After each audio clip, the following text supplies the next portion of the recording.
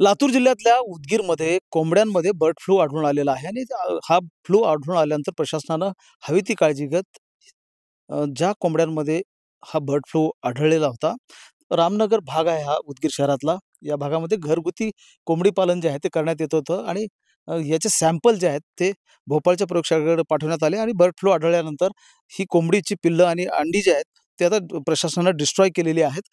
उदगीर शहरामध्ये वेगवेगळ्या ठिकाणी कावळे जे आहेत ते मृत आढळलेले होते आणि त्यानंतर प्रशासनानं कावळ्यांचे सॅम्पल जे आहेत ते भोपाळच्या प्रयोगशाळेकडे पाठवलेले होते आणि मग ते बर्ड फ्लू या कावळ्यांमध्ये आढळल्यानंतर त्या भागातले म्हणजे 10 किलोमीटरच्या एअर डिस्टन्समधले जे पोल्ट्री फार्म्स आहेत, त्या पोल्ट्री फार्म्समधले देखील सॅम्पल पाठवण्यात आलेले होते प्रयोगशाळेकडे. मात्र ते निगेटिव्ह आलेले आहेत. मात्र त्यानंतर काळजी घेण्यासाठी म्हणून प्रशासनानं रामनगर भागातल्या या घरामध्ये जिथे कोंबडी पालन केलं जात होतं. घरगुती कोंबडी पालन आहे, गावरान कोंबडी आहे ती आणि या कोंबड्यांमध्ये बर्ड फ्लू आढळलेला आहे आणि डिस्ट्रॉय करण्याचं काम प्रशासनानं हाती घेतलेलं आहे. कंप्लीटली काळजी जी आहे ती प्रशासनाकडनं घेतली जात आहे. मात्र लक्षात घेतलं आपण तर या घराव्यतिरिक्त म्हणजे जे काही पोल्ट्री फार्म आहेत या उदगीर शहराच्या आसपास, तिथे मात्र कसलाही बर्ड फ्लू कोंबडी पक्ष्यांमध्ये आढळलेला नाही. उदगीरचे तहसीलदार राम बोरगावकर सर आपल्याकडनं आहेत. प्रशासन कशा पद्धतीनं काळजी घेतंय आपण त्याच्याकडनं जाणून घेणार आहोत. मला सांगा सर, पहिल्यांदा कावळ्यांमध्ये बर्ड फ्लू आढळला आणि त्यानंतर मग आता कोंबड्यांमध्ये तो आढळतोय उदगीरमध्ये. उदगीर शहरामध्ये आपण पाहिलं की कावळ्यांमध्ये बर्ड फ्लूची लक्षणं आढळली होती. तशा केसेस पण आढळून आल्या होत्या मृत झाल्याच्या. त्या अनुषंगाने रिपोर्ट पण तसे कॉल झाले होते आणि त्यानंतर आम्ही काय केलं तर 10 किलोमीटर परिसरामधलं सर्वेक्षण केलं होतं. जे काही फार्म्स आहेत, पोल्ट्री फार्म्स, आणि ते सुदैवानं त्यावेळी सगळे सॅम्पल्स निगेटिव्ह आले होते. परंतु कालची जी ही घटना आहे, काल आम्हाला म्हणजे मागच्या 2-3 दिवसापूर्वी इथं कोंबड्या मृत होत असल्याचं जेव्हा प्रशासनाला निदर्शनास आलं, तेव्हा आम्ही ते रिपोर्ट सॅम्पल घेऊन ते रिपोर्टसाठी पाठवले आणि दुर्दैवानं तो रिपोर्ट पॉझिटिव्ह आला. पॉझिटिव्ह आल्याच्यानंतर लागोलाग रात्री आम्ही साधारणतः 11-11:30च्या दरम्यान ह्या ठिकाणावरून येऊन जे काही उर्वरित जिवंत असलेले साधारणतः 47 कोंबडे होते, पिल्लं आणि कोंबडे मिळून, आणि 3 अंडी होती. हे आम्ही जप्त केलेत, म्हणजे ताब्यात घेतलेत आणि त्याची जी काही शास्त्रोक्त पद्धत आहे, त्या शास्त्रोक्त पद्धतीनं त्याची रात्री विल्हेवाट लावलेली आहे. आवश्यक ती काळजी घेतलेली आहे. या ठिकाणी जे काही निर्जंतुकीकरण करणं अपेक्षित होतं तेही केलेलं आहे.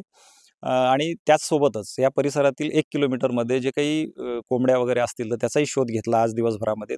सुदैवानं तशा पद्धतीनं इथलं कोंबडी पालन या परिसरात आढळून आलेलं नाही.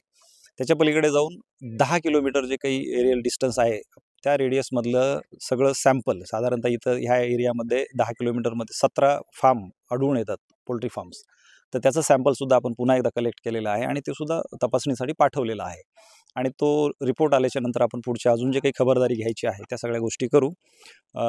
प्रशासनाच्या वतीनं उदगीरवासियांना आणि परिसरातल्या लोकांना माझी विनंती आहे, निवेदन आहे की आपण पॅनिक होऊ नये, घाबरून जाऊ नये. प्रशासन 100% आपल्या सोबत आहे, अलर्ट मोडवर आहे आणि कुठल्यातरी अफवांवर आपण चर्चा करून किंवा अफवा पसरवून ह्या गोष्टीला अधिक वेगळ्या पद्धतीने आपण वेगळ्या पद्धतीने प्रोड्यूस करू नये किंवा तसं उभं करू नये अशी माझी विनंती आहे. राहिला विषय परिसरातले ह्या चिकनचे सेंटरसुद्धा आम्ही चेक केलेत. सुदैवानं ह्या 1 किलोमीटर परिसरात कुठेही चिकन सेंटर नाही आहेत. त्याच्यामुळं या लोकांनी, ज्यांनी कोणी चिकन खाल्लं असेल त्यांनी सुद्धा घाबरून जाण्याची गरज म्हणजे प्रशासन हवी ती काळजी घेत आहे आणि नागरिकांनी काळजी करायचं कारण नाही आहे. म्हणजे हे जे ठिकाण आहे, ह्या ठिकाणा व्यतिरिक्त जे पोल्ट्री फार्म्स असतील किंवा जिथे कोंबडी पालन केलं जातं ते सुरक्षित आहे, खाण्यायोग्य आहे, असं प्रशासनाचं म्हणणं आहे. हे सर्वेक्षण करतायत कर्मचारी, महसूल प्रशासनाचे कर्मचारी आहेत. मात्र उदगीरचे 2 पत्रकार आहेत, बसवराज डावळे आणि सुधाकर नाईक, हे आपल्या दोघं सोबत आहेत. यांनी खरं तर प्रशासनाच्या लक्षात आणून दिलं जेव्हा कावळे उदगीर शहरातल्या किंवा तालुक्यातल्या वेगवेगळ्या भागामध्ये मृत होत होते आणि या पत्रकारांच्या लक्षात आलं आणि त्यानंतर मग त्यांनी प्रशासनाच्या लक्षात आणून दिलं आणि मग ते कावळ्यांचे सॅम्पल जे आहेत ते कलेक्ट करून प्रशासनानं भोपाळकडे पाठवले आणि मग ते पॉझिटिव्ह आले होते. मला सांगा, हे कसं लक्षात आलं सुरुवातीला? 13 जानेवारी रोजी आम्हाला एक फोन आला की कावळे मरून पडत आहेत म्हणून. मग आम्ही सकाळी उठून डावळे सरांना फोन केलो. मग आम्ही गेलो तिथं, आपलं गांधी हुतात्मा गार्डन आहे, तिथं गेल्याच्या नंतर पाहिलं आम्ही तिथं 30-40 कावळे मेलेले होते. मग आम्ही ते सर्प मित्राला बोलवलं. मग त्याने म्हणजे उदगीर शहरातले जे काही उद्यान आहेत 2 जिथे म्हणजे जास्त मोठ्या प्रमाणामध्ये पक्षी आणि कावळे बसतात, ती उद्यानं नागरिकांसाठी आत्ताही बंद ठेवण्यात आले. निर्जंतुकीकरण जे आहे ते करण्यात आलेलं आहे आणि हवी ती काळजी प्रशासन घेत आहे. मला सांगा डावळे साहेब, हे कावळे जे मृत होत होते ते पहिल्यांदा तुम्ही प्रशासनाच्या कसं लक्षात आणून दिलं? सुरुवातीला 12 जानेवारी दिवशी एका हरणाचा म्हणजे कुत्र्याने चावा घेतला होता आणि प्रशांत पाटील जे आहेत टुटगाळचे सरपंच त्यांनी त्या हरणाला घेऊन आले होते पशुवैद्यकीयमध्ये. आणि मग आम्ही त्या हरणाचा उपचार करत असताना त्या बाजूलाच म्हणजे पशुवैद्यकीय जे दवाखाना आहे तिथंच 4 कावळे हे मरत पडले होते. मग मी तिथल्या डॉक्टर धोंड साहेबांना सांगितलं, की "साहेब हे कावळे मरतायत कारण काय? इथं तर काही करंट लागलेलं वगैरे दिसत नाही."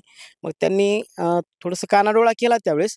मग पुन्हा दुसऱ्या दिवशी फोन आला, की गार्डनमध्ये असे म्हणजे मोठ्या संख्येने कावळे हां, होते. मोठ्या संख्येने कावळे मरून पडलेत. मग आम्ही तिथं गेलो, तिथले शूट घेतलं. मग नंतर धोंड साहेबाला सांगितलं, तहसीलदार साहेबांनाही सांगितलं, की "साहेब हे असं-असं होतंय." आणि मग त्यानंतर प्रशासनाने त्याचा अहवाल जो आहे तो घेतला. म्हणजे उदगीर शहरातल्या रामनगर भागामध्ये घरगुती जे पालन करण्यात येत होतं कोंबडी पालन, तिथे बर्ड फ्लू आढळलेला आहे आणि प्रशासनाने ही कोंबडी आणि ती जी अंडी जी आहे ती पूर्णपणे डिस्ट्रॉय केली आहेत. काळजी करायचं नागरिकांना कारण नाही आणि पोल्ट्री फार्मचे जे कोंबडी असतील किंवा अंडी असतील ते खाण्यासाठी योग्य आहेत असं आवाहन प्रशासनानं केलेलं आहे.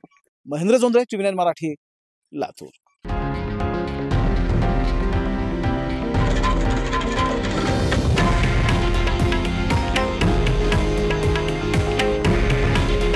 हे आहे देशातील नंबर 1 न्यूज नेटवर्क आणि आपण पाहत आहात TV9 मराठी. काळजी तुमची, हित महाराष्ट्राचं.